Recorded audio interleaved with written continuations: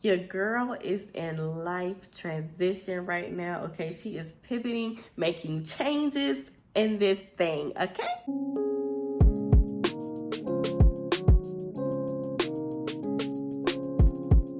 It has been a minute, right? Like it's been a little while, but that's because there's been a lot going on. There's been a lot of change. There's been a lot of transition since we last spoke.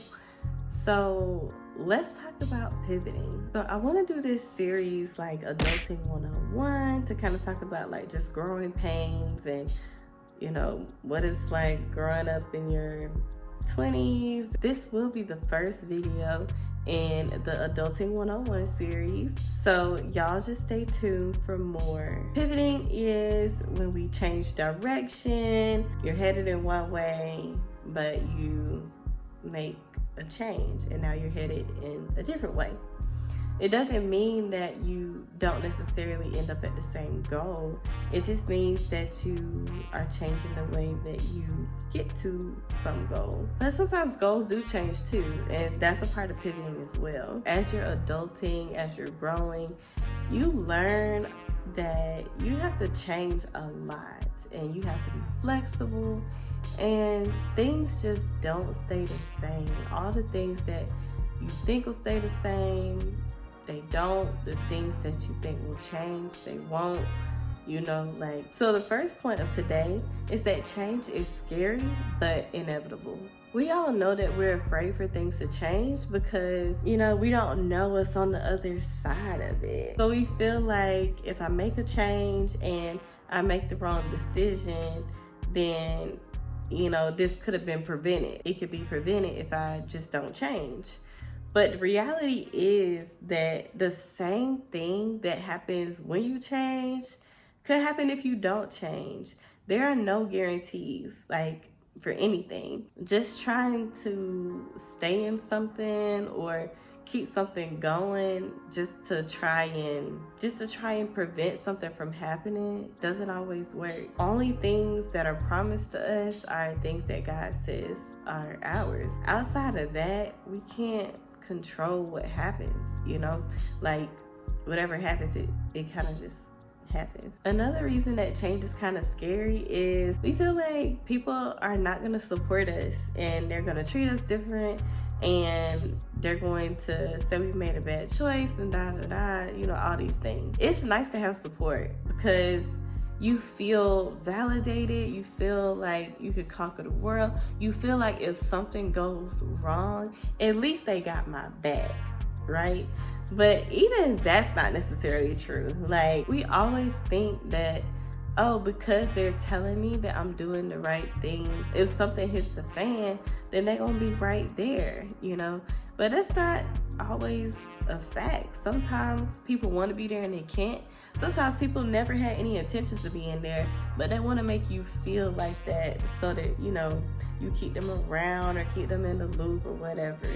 Everybody has different motives for the things that they do. You can't make a decision to change or not change based on having cheerleaders in your background. Change can be scary because we don't necessarily know if we're making the right decision for ourselves. Sometimes we feel like maybe I'm just doing this for somebody else's benefit, or maybe I'm just doing this because this is what everybody else wants me to do and everybody else said it was a good idea. You have to learn about who you are and learn about what you will accept and not accept. And in that, you'll start to see like, this is a good decision for me. Sometimes you can't always wait on that either. Sometimes you just gotta kind of move forward with the information that you have and do what you think is right at the time. Scripture tells us that all things work together for the good of those that love the Lord. So if you love the Lord, don't worry about it. Everything that happens in your life is going to come together and work together for your good. Now, I know that everybody isn't a Christian and doesn't go by those philosophies. You have to do what you think is best. I recommend praying about it and seeing what happens after you do that. Even if you don't hear or feel that you should do something different, Ask other people in your community. Ask your mentors, your sponsors.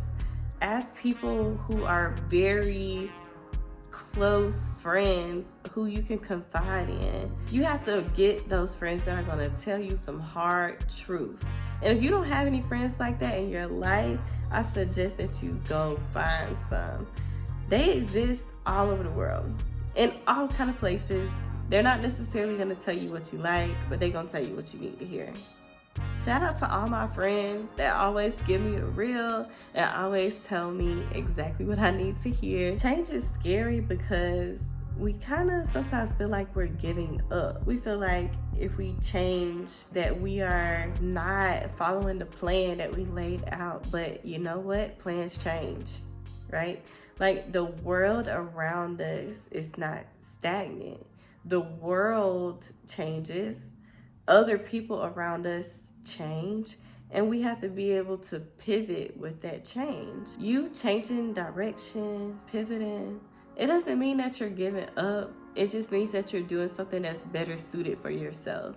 And that's okay too. Sometimes we need that little extra push of something changing or growing on its own for us to change and grow on our own. Change is inevitable because life is unpredictable. We don't know what's coming. We don't know what's in the future. We don't even know what's going to happen the very next second. You shouldn't wait to see what else is going to happen because it's unpredictable. We can't figure it out. We can try and we can calculate things, right? And we should. Planning is a good thing. You know, we should try to see what might happen, what are probable outcomes, but there's no way that we can think of all of the probable outcomes. All we can do is just go based on what we know, who we know, and how we feel. So, speaking of pivoting, I'm gonna give y'all a little update and a little inside scoop.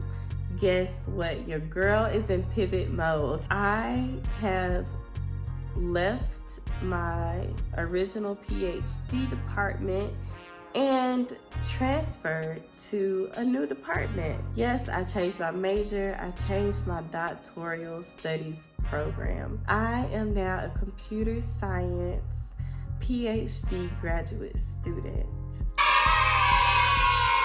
For some of you, this may sound like, weren't you just in computer engineering? That's the same thing. No, it's very different. Now, there were a lot of things that went into this transition. There's a lot of reasons why. Just to keep it 100 with you, just to keep it a buck, I changed because I felt unsupported. I felt like there were systematic issues in my way of succeeding. I felt like there were things around me that I didn't have control over that were inhibiting my progression in the PhD program in ECE. Everybody has their own experience.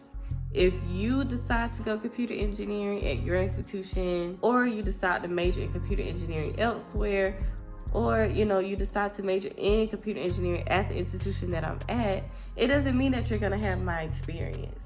Everybody has their own unique experiences, and I don't know if other people are going through what I went through or not, but I'm sure that there are people that's going through the same thing. Another reason that I switched is because I felt like it's better aligned with my goals. When you're in a different department, you can take classes from another department, but there's a cap on the amount of classes that you could take.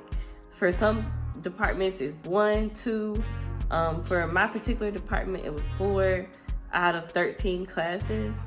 So it was pretty frustrating having to go through different processes to try and pull classes over. I was at the cap of classes that I could have taken from computer science. And at this particular point in my PhD, every single class except for one that I had taken came straight out of the computer science department. Actually, it was 2. Every class I had taken up to that point, outside of 2, was in the computer science department. But even those 2 were straight up computer science related. They were the basis of computer science. So I felt like it was better aligned with my academic goals.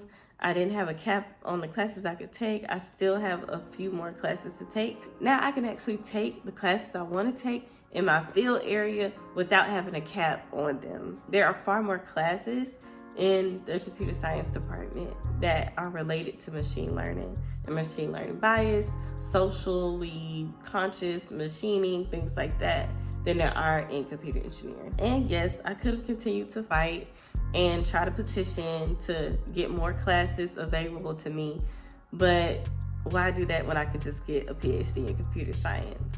Not only that, but long term, I want to be a professor in computer science, a full-time tenure track faculty in computer science. So it makes sense for me to better align myself in the field. Now, if you decide to major in something else and want to teach in computer science, you definitely can, as long as you have the background and classes and things like that to get you there. So don't feel like you can't do that, like major in mechanical engineering, or get into a philosophy department, a law department, and teaching computer science as a professor. You can, but you really have to have your background together, your research area together, and things like that. I love Clark Atlanta's motto, which is find a way or make one. And that's literally what I am doing. I am making this pivot and transition to achieving the goals that I have. It's a more clear path, and it's just what's best for me. I feel like I'm a really good fit in this department, and all of the professors are extremely supportive.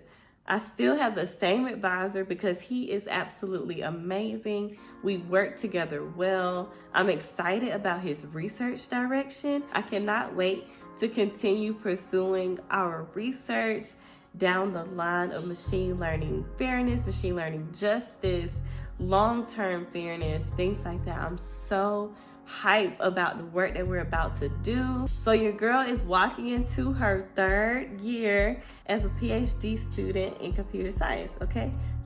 I also want to tell all the PhD students out there, graduate students, anything, that you can make a change in your program. It's okay. Now, everybody won't have the same experience that I had, because my advisor has a courtesy appointment, a dual appointment, so I was able to make that smooth transition and keep him as my advisor. Sometimes when you don't transition with your same advisor, you have to start all the way over. And if you're gonna switch PhD programs into a completely different field, one which you don't have a background on, you're gonna have to do a lot of hard work to get up to where you need to be proficient for the qualifying exams and for your research area, for your lab. You're gonna have to put in a lot of work if you're gonna completely change your areas. Computer engineering, computer science, there are a lot of overlaps there. And I also have a bachelor's degree, both one in computer science and one in computer engineering. So I had the background for both coming in. I was very fortunate and blessed to be a part of the dual degree program where I could do that. I had been interning in software engineering for the past 4 summers. And I had still been programming throughout my computer engineering degrees.